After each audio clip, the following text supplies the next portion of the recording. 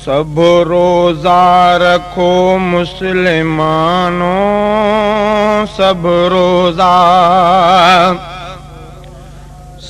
रोजा रखो मुसलमानों, हियो बरकत भरियो माह आयो। सब रोजा रखो मुसलमानों, हियो बरकत भरियो माह आयो। तो बताइब गुनाहनि खां थी ऐं पंहिंजे अमलनि में नेकियूं वधायो। सब रोजा रखो मुसलमानों, हियो बरकत भरियो माह आयो। वया शैतान कड़जी त सारा, ऐं जन्नत जा खुलिया निज़ारा। वया शैतान कड़जी त सारा, ऐं जन्नत जा खुलिया निज़ारा। कयो राज़ी ख़ुदा पाक पंहिंजो, कयो राज़ी ख़ुदा पाक पंहिंजो। कुझु ॻोढ़ा अखियुनि मां वहायो, कयो राज़ी ख़ुदा पाक पंहिंजो। कुझु ॻोढ़ा अखियुनि मां वहायो। तो बताइब गुनाहनि खां थी ऐं पंहिंजे अमलनि में नेकियूं वधायो। सब रोज़ा रखो मुसलमानों, हियो बरकत भरियो माह आयो। सब रोज़ा रखो मुसलमानों, हियो बरकत भरियो माह आयो। वदे अल्लाह जी आहे नेमत, आ रमज़ान भरपूर रहमत।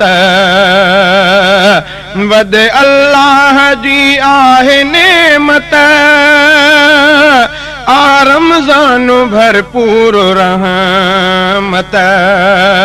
आ रमज़ान भरपूर रहमत।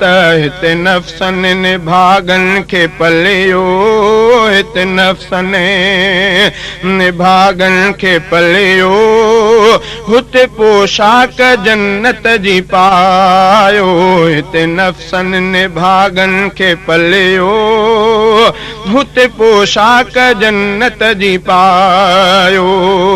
तो बताइब गुनाहनि खां थी ऐं पंहिंजे अमलनि में नेकियूं वधायो। सब रोज़ा रखो मुसलमानों, हियो बरकत भरियो माह आयो। सब रोज़ा रखो मुसलमानों, हियो बरकत भरियो माह आयो। थे बख़्शिश हज़ारनि लखनि जी, ऐं बदकार कोझनि किननि जी। थे बख़्शिश हज़ारनि लखनि जी, ऐं बदकार कोझनि किननि जी।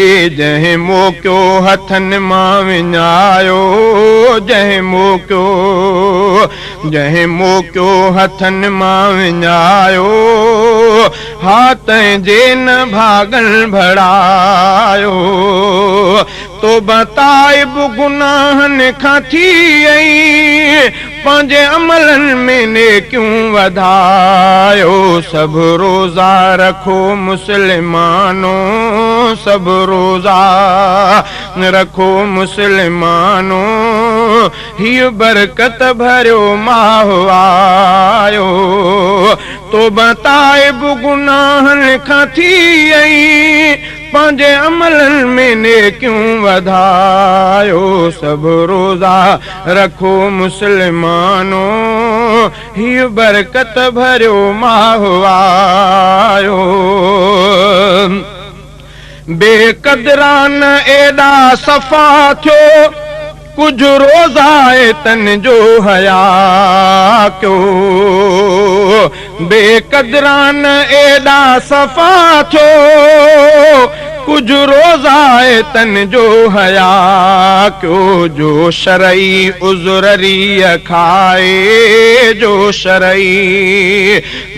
शरई उज़ुररी खाए तहें इस्लाम पांजो लजायो तो बताए गुनाहन खां थी ऐं पंहिंजे अमलनि में नेकियूं वधायो सब रोज़ा रखो मुस्लिमानो हीउ बरकत भरियो माह आयो सब रोज़ा रखो मुस्लिमानो हीउ बरकत भरियो माह आयो आ गफलत में गुज़री हयाती थे हर कंहिंजी आख़िर ममाती आ गफलत में गुज़री हयाती थे हर कंहिंजी आख़िर ममाती पुरफ़ितन ज़मानो अची वियो पुरफ़ितन ज़मानो अची वियो को ईमान पंहिंजो बचायो तो बताए गुनाहन खां थी ऐं पंहिंजे अमलनि में नेकियूं वधायो सब रोज़ा रखो मुस्लिमानो हीउ बरकत भरियो माह आयो नए अमरोट में उथ असुर जो पोहो को हलाइज सहर जो नए अमरोट में उथ असुर जो पोहो को हलाइज सहर जो शल करियूं अमल अब्द उन ते शल करियूं अमल अब्द उन ते जेको महबूब मदनीअ ॿुधायो तो बताए गुनाहन खां थी ऐं पंहिंजे अमलनि में नेकियूं वधायो सब रोज़ा रखो मुस्लिमानो हीउ बरकत भरियो माह